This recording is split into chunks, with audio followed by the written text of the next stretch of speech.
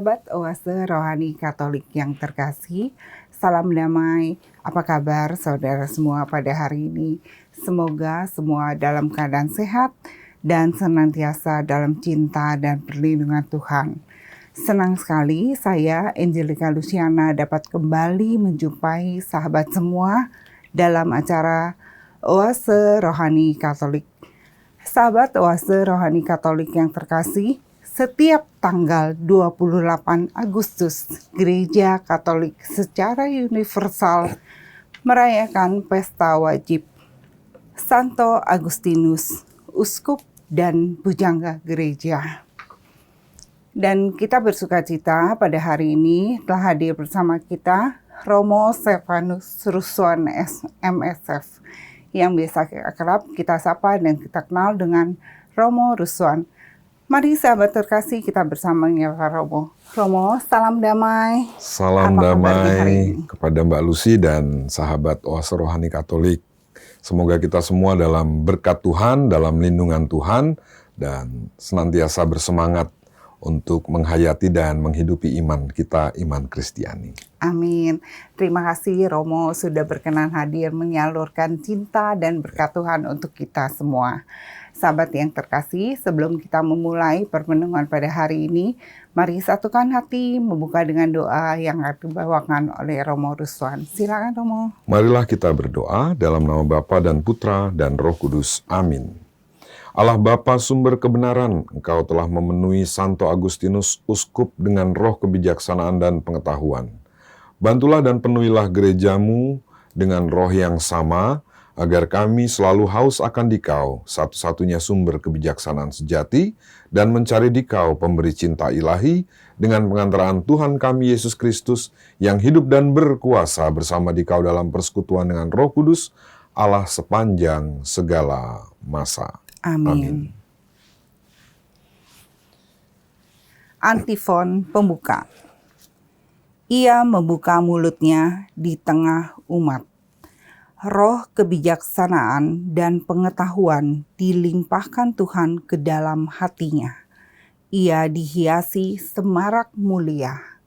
Sahabat Oase Rohani Katolik yang terkasih, bacaan liturgi pada hari ini, bacaan pertama dari surat kedua Rasul Paulus kepada jemaat di Tesalonika, dan bacaan Injil Yesus Kristus hari ini menurut Santo Matius.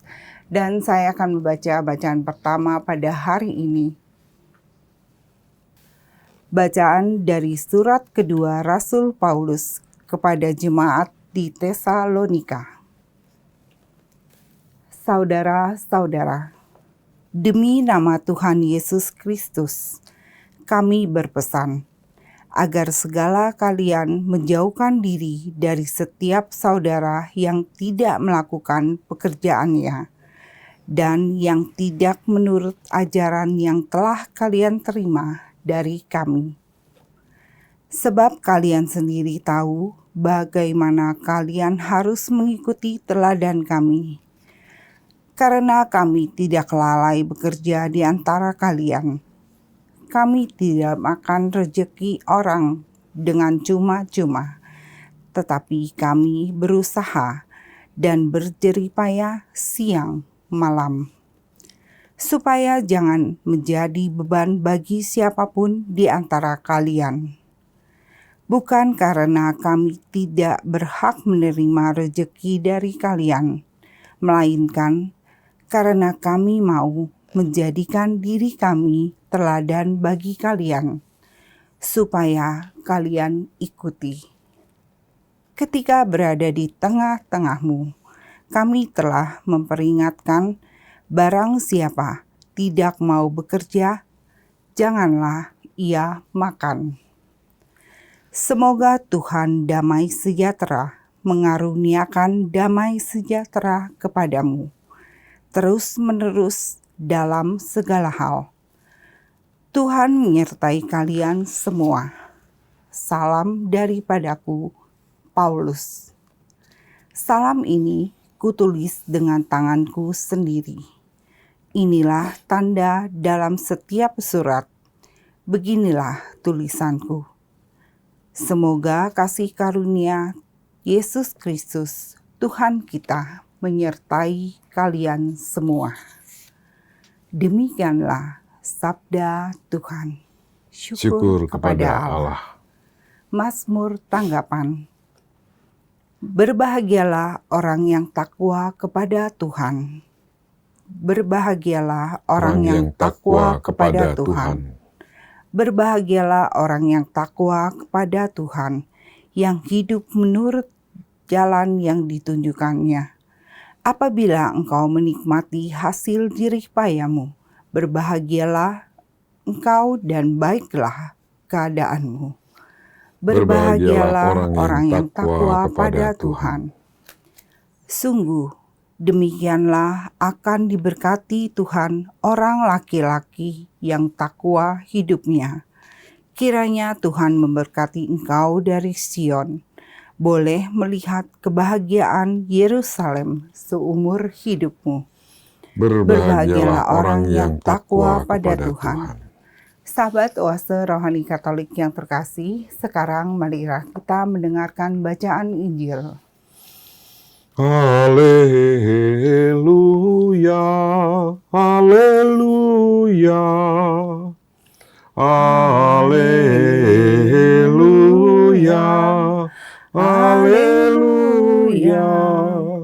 Sempurnalah cinta Allah dalam hati orang yang mendengarkan sabda Kristus, karena ia akan menerima kerajaan Allah. Haleluya,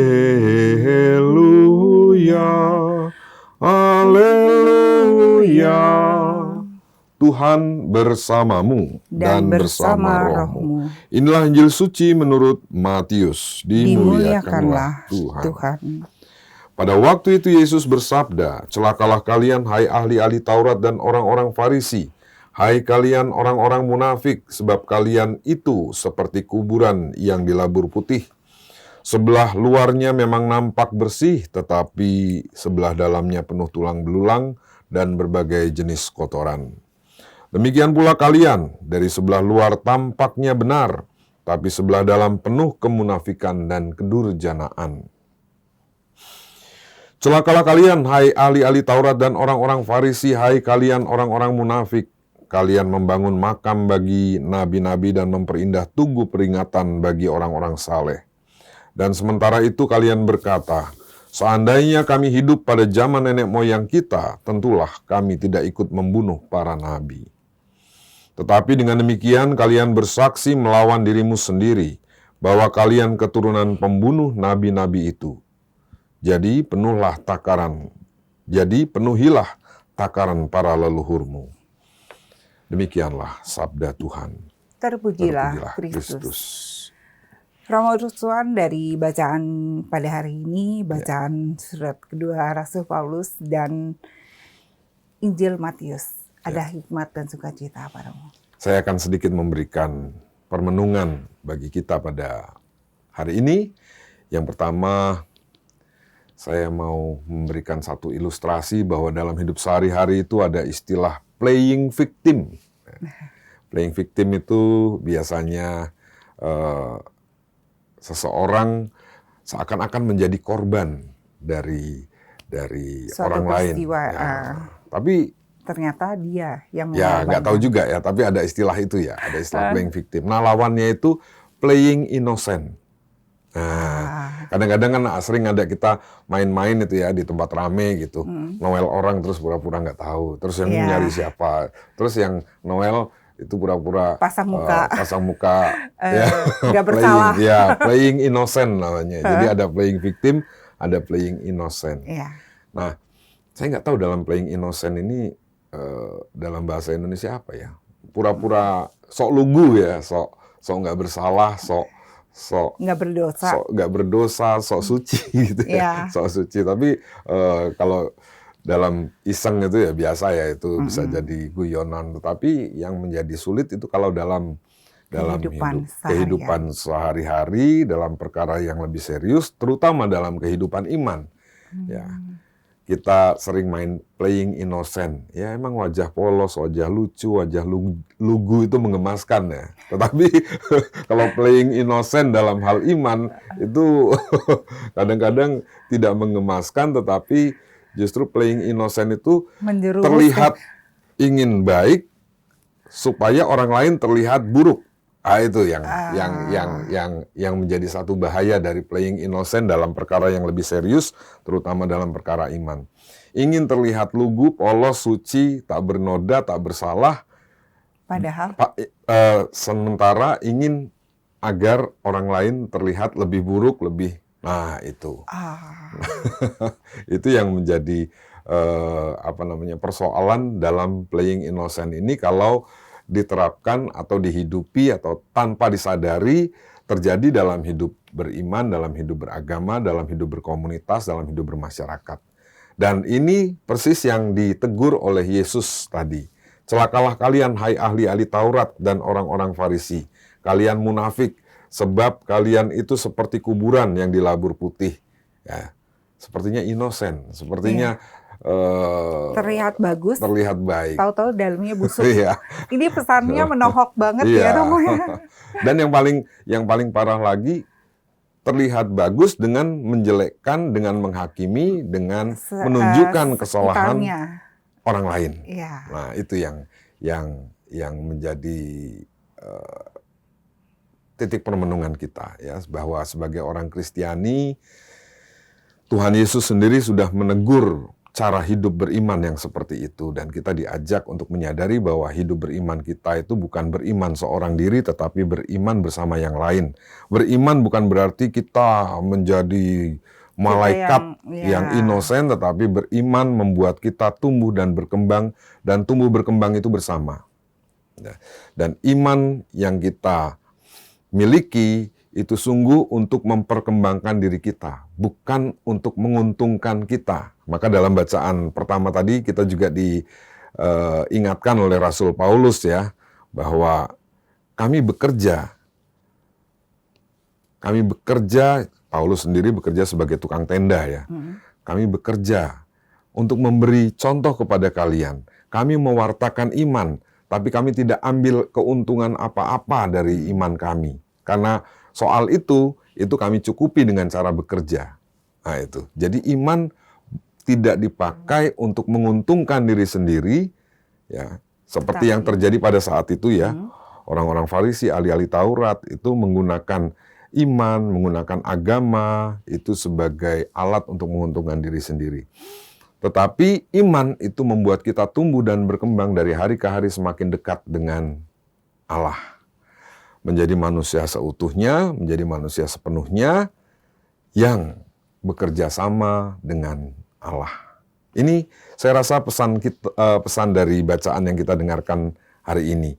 Dan hari ini kita juga memperingati satu tokoh penting dalam gereja, yaitu Santo Agustinus. Ya, Santo Agustinus sendiri bukan orang yang suci. Terkenal sekali Santo Agustinus, seorang uskup yang hidupnya di awal itu sangat berantakan ya. Tetapi berkat doa ibunya yaitu Santa Monica dan juga berkat perjuangan hidupnya Agustinus sendiri, akhirnya Agustinus sungguh dapat menghayati imannya dengan benar, dapat tumbuh dan berkembang ya, sebagai manusia yang beriman, yang dekat dengan Allah. Ini satu pesan buat kita. Iya, Romo, tadi yang Romo ungkapkan itu ya, dari dua bacaan pada hari ini. Mungkin terjadi ya di kehidupan beriman kita sesama jemaat, sesama lingkungan mungkin, atau bahkan di dalam gereja kecil, di dalam keluarga kita, kita mau mulai kehidupan beriman itu untuk menjadi yang baik, tidak munafik ya, seperti Injil pada hari ini, jangan jadi munafik, jangan durjana ya Romo ya. Tapi kita butuh rahmat. Bagaimana kita bisa peroleh rahmat di dalam kehidupan beriman kita untuk menjadi beriman yang benar-benar baik Romo. Ya. Misalnya saja terkait dengan saya ingin baik, tetapi baik itu harus bersama-sama sebagai orang Kristiani. Betul. Ya. Saya ingin baik di tengah orang-orang baik. Saya juga ingin membangun kesejahteraan bersama atau bonum commune. Ya, hari ini Paulus juga bicara tentang kerja, dan ajaran kerja dalam ajaran sosial gereja adalah keterlibatan seseorang untuk membangun dunia yang baik. Ya. Nah, hidup beriman salah satunya dalam kerja, dalam keaktifan kita, dalam keterlibatan kita, itu tujuannya membangun kesejahteraan bersama. Sama-sama sejahtera. Bukan cuma aku yang sejahtera. Yang baik bukan cuma aku. Nah, kesulitan kita adalah orang Timur suka ngerasani. Orang Timur itu artinya orang yang apa ya, suka ngerasani. Tidak jarang habis rosario ngerasani atau apa ya, membicarakan orang yang tidak ada di situ. Itu di mana-mana itu ya. Itu di mana-mana, paling tidak di Indonesia. Nah, itu ya kalau membicarakan yang baik-baik itu oke lah, bagus. Tapi persoalannya kadang-kadang terselip juga pembicaraan yang jelek-jelek. Nah, yang negatif itu kadang-kadang bukan untuk mengingatkan, bukan untuk yuk gimana caranya supaya, tetapi sekedar ngerasani, tahu nggak si ini itu, si ini itu begini, si itu begini. Dan itu dilakukan hanya ingin menunjukkan bahwa aku lebih baik dari dia. Aku baik dengan menjelekkan orang. Dan itu sayangnya dilakukan setelah doa rosario, setelah doa lingkungan, setelah misal lingkungan dalam pertemuan-pertemuan, pertemuan-pertemuan komunitas agama, Kristiani. Sayangnya itu. Ini kita diingatkan untuk coba kita yuk berkembang bersama. Melihat bukan cuma persoalan bahwa si ini si itu salah atau jelek, tetapi kenapa sih kok bisa begitu? Saya bagaimana? Yuk sama-sama kita membuat satu komunitas yang baik. Itu. Berarti memang kita harus lebih banyak mengaca diri, introspeksi. Lebih baik begitu Romo, daripada membicarakan orang. Kita lebih baik introspeksi, refleksi apa yang sudah kita lakukan.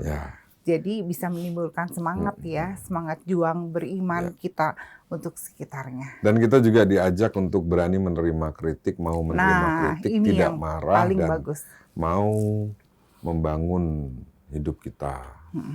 Dan refleksi itu atau bercermin itu juga terbantu lewat orang-orang di sekitar kita yang secara objektif mungkin menilai kita. Kok kamu sering terlambat, kenapa sih? Kok kamu sering terlambat, kenapa sih? Kalau yang ngomong cuma satu, yang lain nggak ngomong, mungkin bisa jadi cuman ada unsur lain. Ada unsur lain. Tapi kalau semua orang yang ngomong, mungkin kita juga harus mendengarkan. Betul.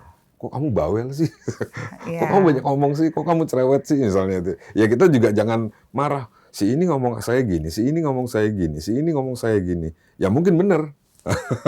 Mungkin saya harus lebih tenang, mungkin itu ya. Ya, dan ada satu ungkapan kalau manusia bijaksana mengungkapkannya begini, kritik adalah hadiah buat kita.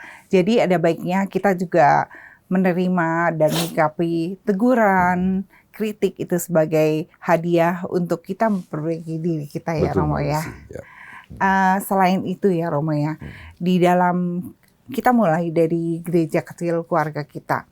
Bagaimana kita bisa menjadi kesatuan di antara anak sama ibu, ibu sama anak, sebaliknya juga suami dan sebagainya, menjadi suatu contoh supaya kita seperti yang Paulus bilang, bekerja untuk menghidupi diri sendiri, bukan saling mengandalkan, tapi bekerja sama.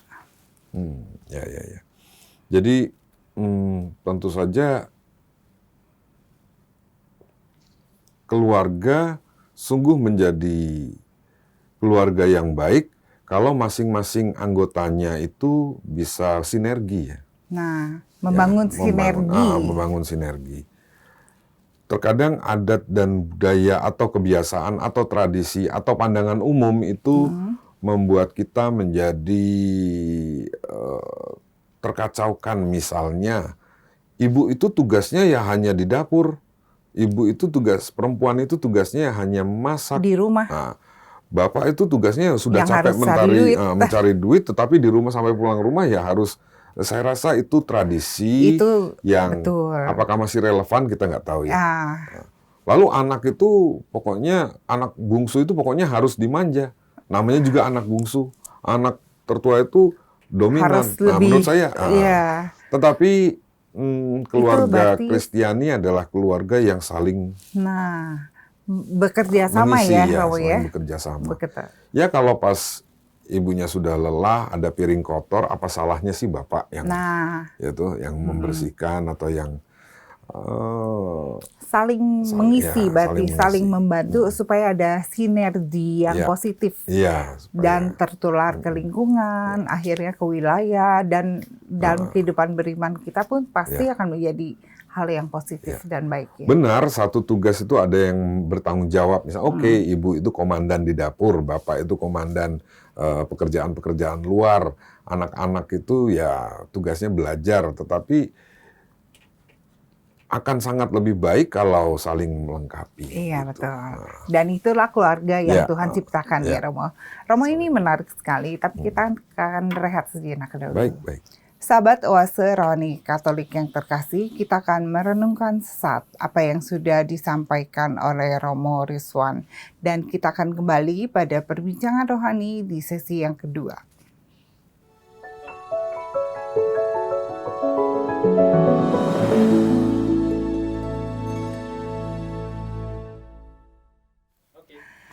Salam damai sahabat Oase Rohani Katolik yang terkasih. Kembali lagi bersama Romo Stefanus Ruswan MSF dan saya Angelika Luciana. Anda masih menyimak Oase Rohani Katolik. Romo Ruswan, kita kembali lagi pada dialog iman yang kedua. Kalau dari Santo Agustinus, tadi ada cerita yang menarik ya, bahwa ibunya menopang Santo Agustinus sampai menjadi Lewat doa. lewat doa sampai menjadi yang baik. Kita semua nih pasti ibu-ibu ada yang mendengarkan, termasuk saya. Bagaimana kita bisa mendapatkan doa yang baik untuk menopang keluarga kita, anak-anak kita, untuk menjadi yang Tuhan inginkan. Ya, doa itu sangat penting dalam hidup Betul. Kristiani. Ya. Juga saling mendoakan. Ya, Apalagi doa seorang ibu. Dan kita semua sungguh memberi tempat doa seorang ibu di tempat yang cukup tinggi, yaitu doa Bunda Maria. Bunda Maria. Nah, itu. Dan kita sungguh percaya itu, dan terbukti dalam hidup Santo Agustinus. Santo Agustinus hidup sebelumnya berantakan. Agustinus punya mama namanya Santa Monica. Ya, Santa Monica sungguh prihatin dengan hidup suami dan anaknya yang namanya Agustinus itu, dan akhirnya dengan penuh iman Santa Monica mendoakan keluarganya. Hingga akhirnya muncullah Agustinus yang baru. Seorang manusia beriman yang keluar dari keluarga Ibu Monica ini.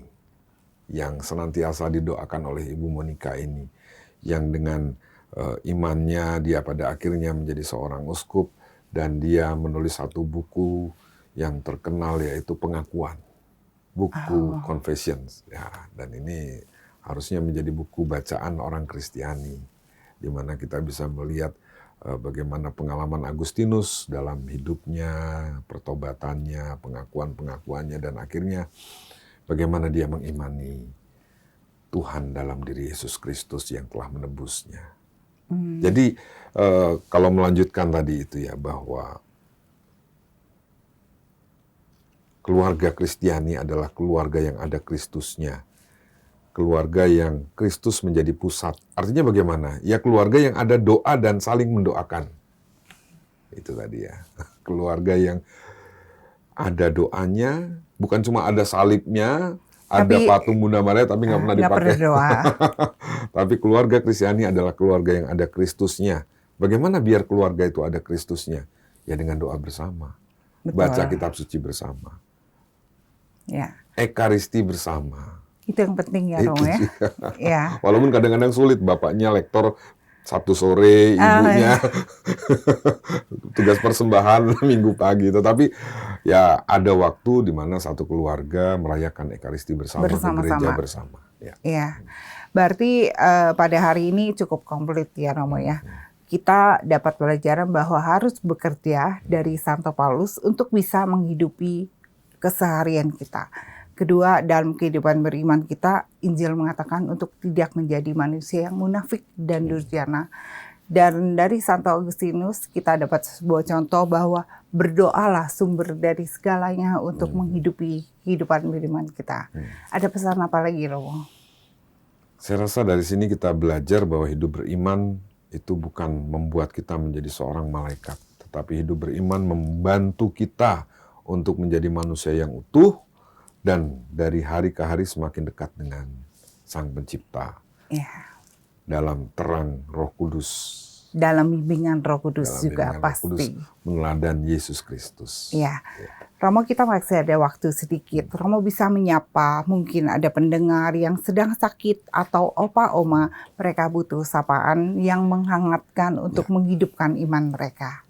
Sahabat Oase Rohani Katolik, di mana saja Anda berada, terutama mereka yang saat ini sedang sakit, terutama mereka yang saat ini sedang terpuruk, terutama Anda yang mungkin sedang berada dalam permasalahan, marilah kita serahkan persoalan hidup kita serahkan penderitaan kita kepada Allah Sang Sumber Kehidupan. Karena kita sungguh mengimani bahwa Allah tidak hanya menciptakan, tetapi juga Allah memelihara hidup kita. Hidup kita yang mungkin saat ini sedang kesulitan, hidup kita yang saat ini sedang mengalami sakit, hidup yang saat ini sedang...